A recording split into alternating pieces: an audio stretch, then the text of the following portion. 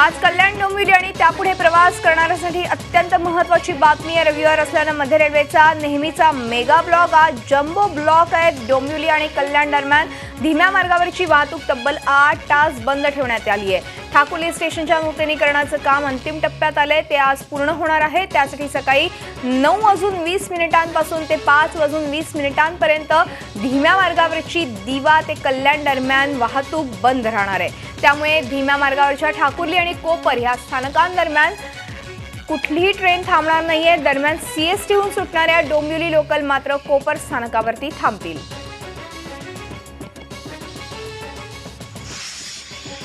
All India transport असोसिएशनने आपला संप मागे घेण्याचा निर्णय घेतलाय। थर्ड पार्टी इन्शुरन्स 41% 27% आणण्यास सहमती दिल्यानं हा संप मागे घेण्यात आलाय। सरकारने केलेल्या परिवहन शुल्कातील वाढी पाठोपाठ केंद्र सरकारने वाहतूकदारांच्या थर्ड पार्टी इन्शुरन्समध्ये सुमारे 50% इतकी वाढ केली होती। त्याचप्रमाणे टोल वसुली मोठ्या प्रमाणावर सुरू आहे। सरकारचे हे धोरण वाहतूकदारांसाठी अन्यायकारक असल्याचं सांगत देशातील माल तसंच प्रवासी वाहतूकदारांनी चक्का जाम पुकारला होता।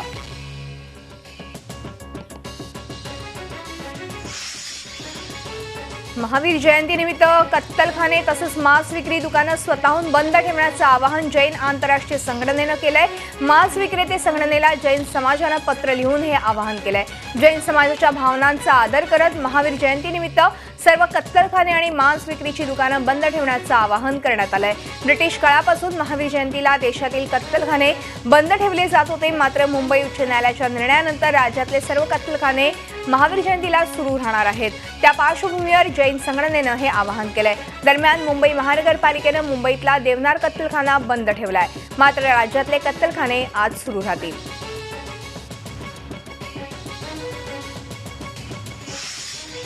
एअर इंडियानं विमान प्रवासावरची बंदी हटवल्यानंतर खासदार रवींद्र गायकवाड यांनी सेना भवनात जाऊन उद्धव ठाकरेंची भेट घेतली। रवींद्र गायकवाड आणि उद्धव ठाकरे यांच्या एकूणच चर्चेमध्ये नेमकं काय झालं हे अजूनही समजलेलं नाही। त्यांच्या सोबत अनिल देसाई आणि श्रीरंग बारणे हे देखील उपस्थित होते। बैठकीत नेमकं काय बोलणं झालं हे अजूनही याचा तपशील आलेला नाहीये। दरम्यान सेना भवनात जात असताना रवींद्र गायकवाड यांनी मीडियाला सामोरं जाणं टाळलं, तर सेना भवनातील बैठक संपल्यानंतरही बाहेर पडताना गायकवाड यांनी मीडियाशी बोलणं टाळणंच पसंत केलं।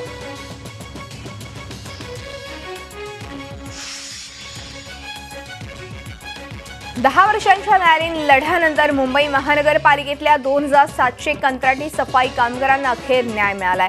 सर्वोच्च न्यायालयाच्या निर्णयानंतर आता सर्व सफाई कामगारांना पालिकेच्या सेवेत कायम केलं जाणार आहे। सोबतच त्यांना 2014 पासूनचा वेतन फरकही मुंबई महानगरपालिकेकडून मिळणार आहे। कामगार कायद्यानुसार कंत्राटी कामगारांचे सलग 240 दिवस भरल्यानंतर त्यांना सेवेत कायम करणं बंधनकारक असतं, मात्र मुंबई महापालिकेनं हा कायदा धाब्यावर बसवला होता। त्याविरोधात कचरा वाहतूक श्रमिक संघानं कामदार लवादाकडे न्याय मागितला होता।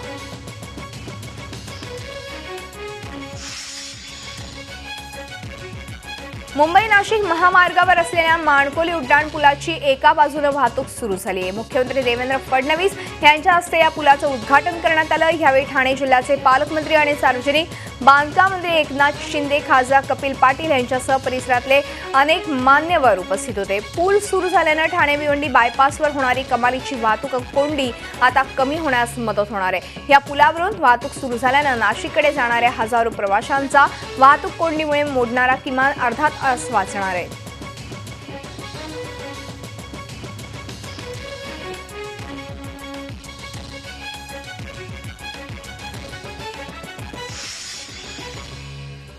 देशांतर्गत लागणारी लहान विमानं आपण निर्माण करू शकतो ह्याचं स्वप्न कॅप्टन अमोल यादव यांच्यामुळे तयार झालंय। त्यामुळे राज्यात देशातील पहिला विमान निर्मिती प्रकल्प उभा करण्यासाठी राज्य सरकार अमोल यादव यांना सगळं सहकार्य करणार असल्याचं मुख्यमंत्री देवेंद्र फडणवीस यांनी स्पष्ट केलंय। अमोल यादव यांची ही कामगिरी झी मीडियानं सगळ्यांसमोर आणली होती आणि आता सरकार त्यांच्याशी संयुक्त भागीदारीत पालघर इथे विमान निर्मितीचा कारखाना सुरू करणार आहे। त्याचबरोबर यादव यांच्या विमान नोंदणीसाठी मुख्यमंत्री स्वतः डीजीसीए आणि केंद्र सरकारकडे पाठपुरावा करणार आहेत।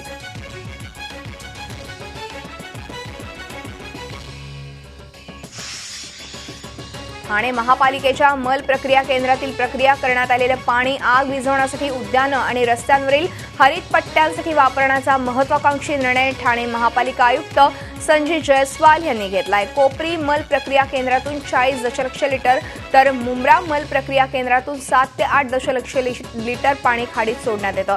मात्र या निर्णयामुळे मल प्रक्रिया केंद्रातील खाडीत सोडण्यात येणाऱ्या पाण्याचा पुनर्वापर होणार आहे। महापालिका आयुक्त जयस्वाल यांच्या निर्णयामुळे हे वाया जाणारे पाणी शहरातील विविध उद्यानं, रस्ता, दुभाजकांवरील हरित पट्टे, आग विझवण्यासाठी तसंच शहरातील विकासकांनी त्यांच्या आग नियंत्रक यंत्रणेसाठी वापरणं शक्य होणार आहे। पंतप्रधान नरेंद्र मोदी यांच्या स्वप्नातला स्वच्छ भारत निर्माण करण्यासाठी मंत्री म्हणून शौचालयांच्या बांधकाम उद्घाटनाला आवर्जून उपस्थित राहण्याचं आश्वासन देत 2019 पर्यंत महाराष्ट्र हागणदारी मुक्त करण्याचा मानस असल्याचं पाणीपुरवठा पणन राज्यमंत्री सदाभाऊ खोत यांनी सांगितलं। सोलापूर जिल्ह्यातील हागणदारी मुक्त पंचायत समितीच्या बीडीओचा सत्कार यावेळी करण्यात आला। राज्यातील आमदारांनी आपला निधी शौचालयासाठी ठेवावा असं आवाहनही त्यांनी केलंय। राज्यात महिलांविरोधातील गुन्ह्यांमध्ये वाढ झाल्याच्या निषेधार्थ राष्ट्रवादी काँग्रेसच्या वतीनं पुण्यात आंदोलन करण्यात आलं। राष्ट्रवादीच्या कार्यकर्त्यांनी पालकमंत्री गिरीश बापट यांच्या कार्यालयासमोर घंटानाद केला। नुकताच पुण्यात एका आमदाराच्या मुलीवर हल्ला झाला। अशा प्रकारचे हल्ले असो वा महिलांवरचे अत्याचार असो ते रोखण्यात सरकार अपयशी ठरत असल्याचा आरोप राष्ट्रवादीतर्फे करण्यात आला आहे।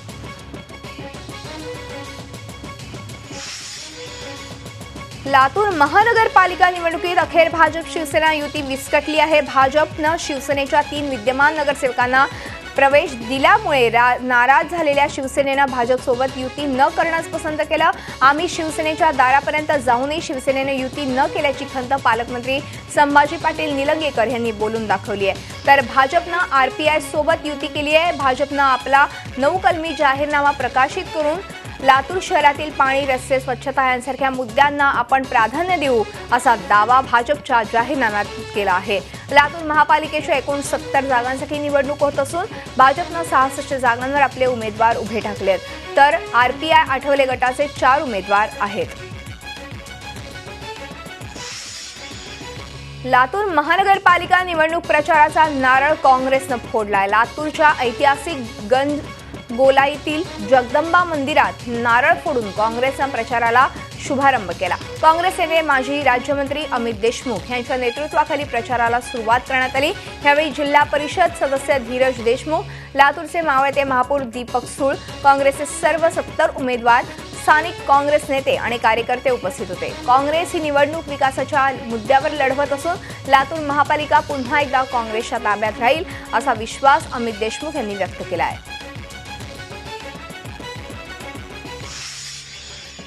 अहमदनगर जिल्ह्यातल्या पाथर्डीमध्ये त्रिवेंद्रम राष्ट्रीय महामार्गाजवळ असलेल्या कैलास बिअर बारवर पोलिसांनी छापा टाकून बारमधली देशी विदेशी दारूचा साठा जप्त केलेला आहे।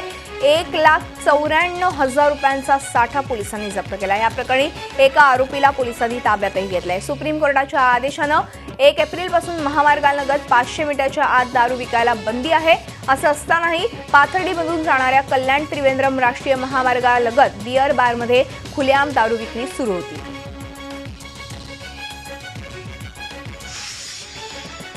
जळगाव जिल्ह्यात उन्हाचा पारा चांगलाच वाढला असून जिल्ह्यात उष्माघातानं आतापर्यंत 3 जणांचा बळी गेलाय। यावल तालुक्यातील पाडसे इथे शेतमजूर राजेंद्र भिरूड हे शेतात काम करून घरी आल्यानंतर चक्कर आणि उलट्यांचा त्यांना त्रास सुरू झाला आणि त्यांना तातडीनं खासगी रुग्णालयात हलवण्यात आलं। नंतर भुसावळ इथे त्यांचा मृत्यू झाला। उन्हाचा फटका बसल्यानं त्यांचा उष्माघाताने मृत्यू झाल्याचं डॉक्टरांनी यावेळी सांगितलं। भिरूड यांची परिस्थिती अत्यंत गरिबीची आहे, तसंच घरात तेच करते असल्यानं परिवारावरती मोठं संकट उभं टाकलंय। दरम्यान उष्माघातामुळे तुकाराम पाटील तसंच भगवान गुरव अशा 3 जणांचा उष्माघातानं बळी गेलाय।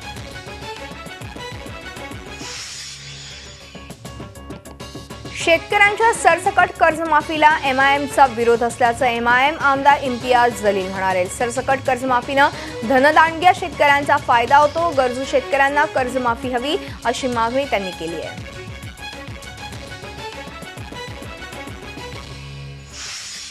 उस्मानाबादमधल्या शेतकऱ्यांच्या तुरीचे पैसे थकवणाऱ्या कंपनीच्या कर्मचाऱ्यांना पुण्यात मारहाण करण्यात आली। पुण्यातल्या महाफार्म्स या कंपनीनं उस्मानाबादमधल्या शेतकऱ्यांची तूर खरेदी केली। मात्र 3 महिने उलटूनही महाफार्म्स कंपनीनं शेतकऱ्यांना त्यांच्या मालाचे पैसेच दिले नाही। त्याचा जाब विचारण्यासाठी युवक काँग्रेसचे कार्यकर्ते कंपनीच्या पुण्यातल्या कार्यालयात गेले होते, मात्र कंपनीचे संचालक तिथे उपस्थित नव्हते। त्यामुळे काँग्रेस कार्यकर्त्यांचा तिथल्या कर्मचाऱ्यांशी वाद झाला आणि या दरम्यान ह्या कार्यकर्त्यांनी घोषणाबाजी करत कर्मचाऱ्यांना बेदम मारहाण केली।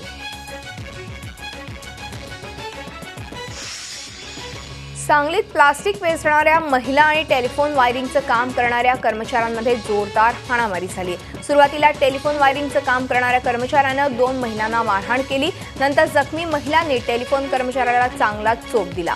यामध्ये 2 महिला जखमी झाल्यात। विजयनगर जवळ ही घटना घडली। या महिला टेलिफोनच्या वायर घेऊन जात असल्याचा आरोप टेलिफोन कर्मचाऱ्यांनी केला। तर आम्ही प्लास्टिक गोळा करत होतो, मात्र आमच्यावरच चोरीचा खोटा आळ आणून लोखंडी वस्तूनं मारल्याचा आरोप कचरा उचलणाऱ्या महिलांनी केलाय। कल्याण खाडी किनारी सुरू असलेल्या बेकायदा वाळू उपशाविरोधात धडक कारवाई करणाऱ्या जिल्हाधिकाऱ्यांची बोटं गाळात रुतली। जिल्हाधिकारी महेंद्र कल्याणकर यांनी 5 एप्रिलपासून इथल्या बेकायदा वाळू उपशाविरोधात जोरदार मोहीम उघडली आहे। स्वतः जिल्हाधिकारी अहोरात्र घटनास्थळी उपस्थित राहून नजर ठेवून आहेत। दरम्यान जिल्हाधिकारी इतर अधिकाऱ्यांसह ठाकुलीजवळच्या खाडीत बोटीनं उतरून कारवाईची पाहणी करत होते, मात्र अचानक आलेल्या ओहोटीमुळे त्यांची बोटं गाळात रुतली आहेत। त्यामुळे सुमारे तासभर जिल्हाधिकाऱ्यांसह एकंदर 14 जण बोटीत गाळातच अडकून पडले होते। अखेर तातडीनं अग्निशमन दलाच्या कर्मचाऱ्यांनी घटनास्थळी येऊन या सर्वांना सुखरूप समुद्रकिनारी आणलं।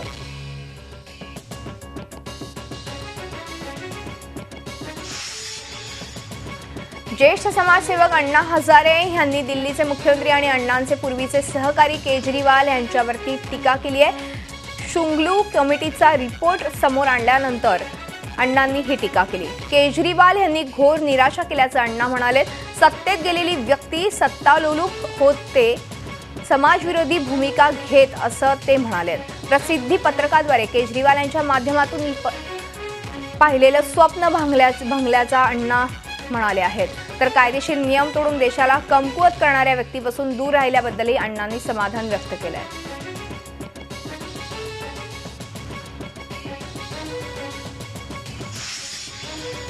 नाशिक जिल्हा शासकीय रुग्णालय गर्भपात प्रकरणाची चर्चा राज्यभर झाल्यानंतर राज्य महिला आयोगाच्या अध्यक्षा विजया रहाटकर यांनी रुग्णालयाला भेट देऊन अधिकाऱ्यांची झाडाझडती घेतली। जिल्हा रुग्णालयाच्या स्त्रीरोग तज्ज्ञ वर्षा लहाडे खासगी रुग्णालयात सेवा बजावत होत्या। त्यांची वरिष्ठ अधिकाऱ्यांना माहिती का नाही असा जाब विचारत याबाबत त्यांनी आश्चर्य व्यक्त केलं। रहाटकर यांच्या भेटीदरम्यान अनेक धक्कादायक बाबी समोर आल्यात। वर्षा लहाडे यांच्या खासगी रुग्णालयात मुदतबाह्य औषधांचा साठा आढळून आल्याची माहिती वैद्यकीय अधिकाऱ्यांनी रहाटकर यांना दिली। बॉम्बे नर्सिंग होम ॲक्टनुसार केल्या जाणाऱ्या रजिस्ट्रेशनमध्ये वर्षा लहाडे यांनी फेरफार केल्याची धक्कादायक माहिती समोर आली आहे। त्यामुळे या प्रकरणात ज्यांचा सहभाग आढळून येणार आहे त्या सर्वांवरती कठोर कारवाई करण्याची मागणी त्यांनी केली आहे।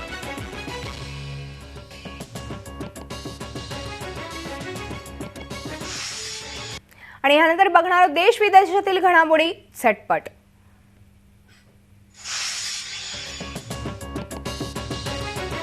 बांगलादेशच्या पंतप्रधान शेख हसीना आणि पंतप्रधान नरेंद्र मोदी यांच्यात हैदराबाद हाऊसमध्ये शिखर बैठक पार पडली।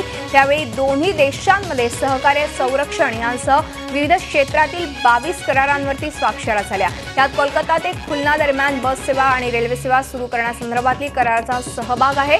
पंतप्रधान नरेंद्र मोदींनी बांगलादेशला $450 कोटी कर्ज देण्याची घोषणा केली आहे। दोन्ही देश एकत्र येत दहशतवादाचा सामना करतील। या भेटीनंतर दोन्ही देशांमध्ये मैत्रीचा नवा अध्याय सुरू झाल्याचंही मोदी म्हणाले।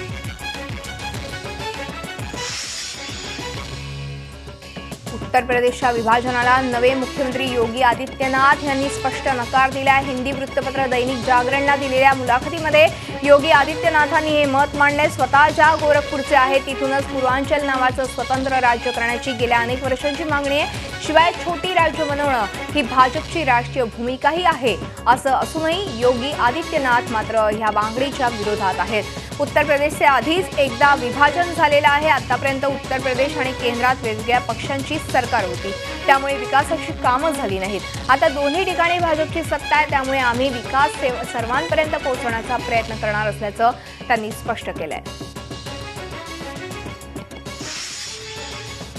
उत्तर प्रदेशचे मुख्यमंत्री आणि योगी आदित्यनाथ यांचा लोकोपयोगी निर्णयाचा धडाका सुरूच आहे. शेतकऱ्यांचे 1 लाखांपर्यंतचे कर्ज माफ करण्याच्या निर्णयानंतर योगी आदित्यनाथ यांनी गरिबांसाठी स्वस्त दरात नाश्ता आणि जेवण देण्याचा निर्णय घेतलाय. अवघ्या 3 रुपयात नाश्ता आणि 5 रुपयात पोटभर जेवण देण्यासाठी अन्नपूर्णा भोजनालयांची निर्मिती करण्यात येणार आहे. मध्य प्रदेशचे मुख्यमंत्री शिवराज सिंह चौहान यांची दीनदयाल रसोई योजना आणि तामिळनाडूच्या माजी मुख्यमंत्री जयललिता यांच्या अम्मा कॅन्टीनच्या धर्तीवर ही योजना सुरू करण्यात येणार आहे. योगी आदित्यनाथ यांच्या अन्नपूर्णा भोजनालयामुळे उत्तर प्रदेशातील उपासमारी कमी होऊन गरीब जनतेला फायदा होणार आहे.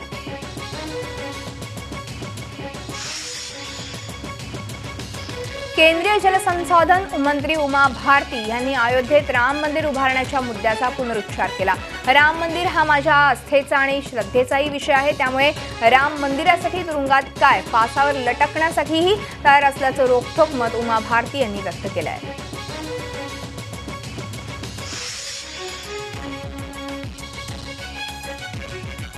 हिंदी विवेक आणि भागवत परिवार यांनी तयार केलेल्या काश्मीर विशेषांकाचं प्रकाशन भाजप खासदार सुब्रमण्यम स्वामी यांच्या हस्ते मुंबईत झालं. काश्मीरचा इतिहास, सद्यस्थिती आणि भविष्य यांची मीमांसा सुब्रमण्यम स्वामी यांनी यावेळी केली. तसंच 1970 आणि 1994 नंतर काश्मीरची परिस्थिती कशी बदलत गेली याचं विश्लेषणही स्वामी यांनी या निमित्तानं केलं.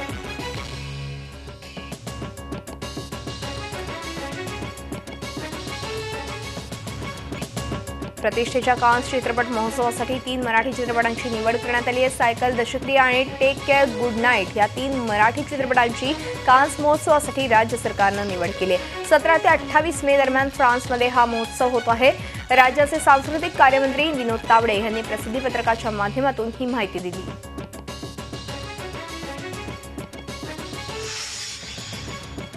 बच्चन हे आडनाव बॉलिवूडचं आवडीचं आहे असं वाटतं, कारण चित्रपटांमध्ये ह्याचा बिनदिक्कत वापर केला जातो. 2012 रोहित शेट्टीनं आपल्या सिनेमाचं नाव बोल बच्चन ठेवलं होतं. त्यानंतर आता प्रियदर्शनही ह्याच नावावरून सिनेमा बनवतोय. बच्चन सिंग असं या सिनेमाचं नाव असून अभिषेक बच्चन सिनेमात प्रमुख भूमिकेत दिसणार आहे. सुनील शेट्टी आणि रजत रवेल दोघं मिळून हा सिनेमा बनवणार आहेत, तर प्रियदर्शन ह्या सिनेमाचं दिग्दर्शन करतील.